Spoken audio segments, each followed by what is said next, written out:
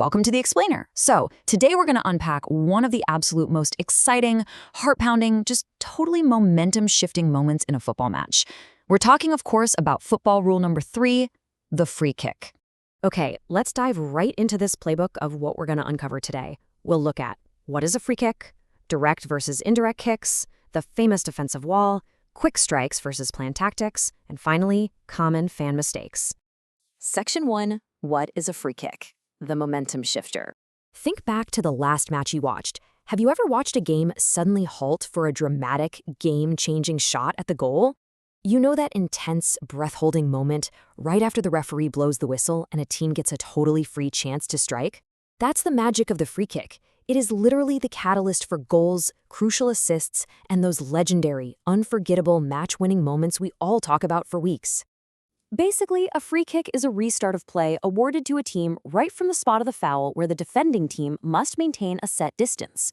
It completely rebalances the scales. The defense is forced to back up, which instantly turns a chaotic, messy midfield battle into a highly structured, high-probability attacking sequence. It's not just a pause in the game, it's a massive, mathematically engineered advantage that directly rewards the team that got fouled. Moving on to Section 2, direct versus indirect kicks. The two paths. Now, what's really interesting about this slide is the massive strategic shift between these two types of kicks. With a direct free kick, a player can score directly from the kick with no other touches required. The ball leaves the foot, hits the back of the net, and boom, it counts. But with an indirect free kick, the strict two-touch rule applies. At least two players must touch the ball before a goal can be scored. If the kicker just blasts an indirect kick straight into the goal and nobody else touches it, no way. The goal absolutely does not count. So what exactly triggers that direct shot? Well, direct kick fouls are your more aggressive, physical, or unfair fouls. We're talking about kicking or tripping an opponent, pushing or holding, dangerous tackles, or a deliberate handball. Picture this. An attacker is sprinting full speed toward the goal and a defender desperately shoves them right outside the penalty box. Because that's a severe physical foul, the ref steps in and hands the attacking team a direct shot. It gives the attacker back that direct scoring threat that was just unfairly stolen from them. On the flip side, we have indirect kick fouls. These happen for less serious, usually more technical violations.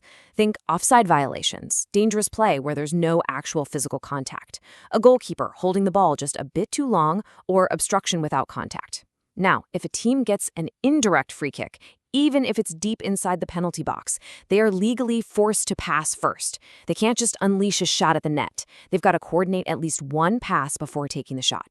And this brilliantly illustrates how the whole system connects perfectly. Direct kicks come from aggressive fouls. They only require one touch, and yes, you can score directly. Indirect kicks stem from technical, no-contact fouls. They require 2 or more touches, and no, you cannot score directly.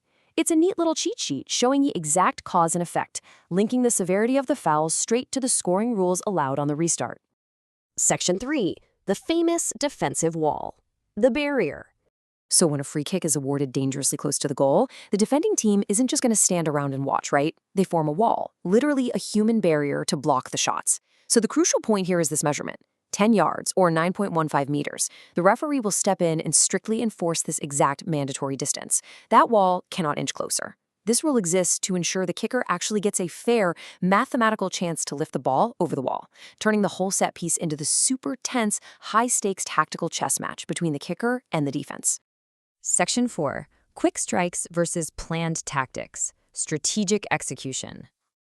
Now, the attacking side basically has 2 philosophies to capitalize on this. First, you have the quick free kick. This is taken immediately after the whistle. It's pure, chaotic adrenaline, designed specifically to catch the defending team completely sleeping before they can organize that 10-yard wall. Then you have the planned free kick. These are carefully organized routines with highly specific player positioning. Pro teams spend countless hours drilling these calculated plays in training, trying to flawlessly orchestrate a move that outsmarts both the wall and the goalkeeper. Section 5, common fan mistakes. Avoiding confusion. Because these rules can get kind of technical, it's super easy for beginners to get things mixed up.